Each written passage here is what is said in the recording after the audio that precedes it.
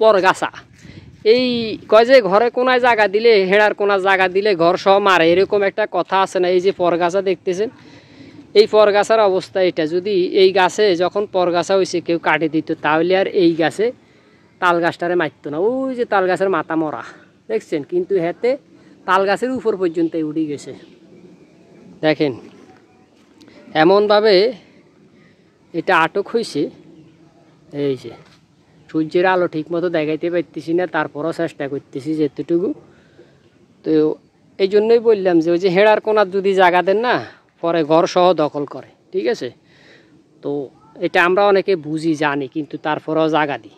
এই যেমন রোহিঙ্গা জায়গা দিছি এখন বাংলাদেশে, আমাদের অবস্থা যেরকম, আবার ফিলিস্তিনের মধ্যে ইসরায়েলের জায়গা দিয়ে এখন ফিলিস্তিনের অবস্থা সেরকম, এই সেম তাল গাছের অবস্থা এরকম।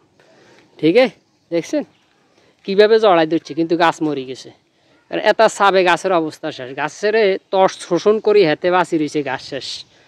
হ্যাঁ।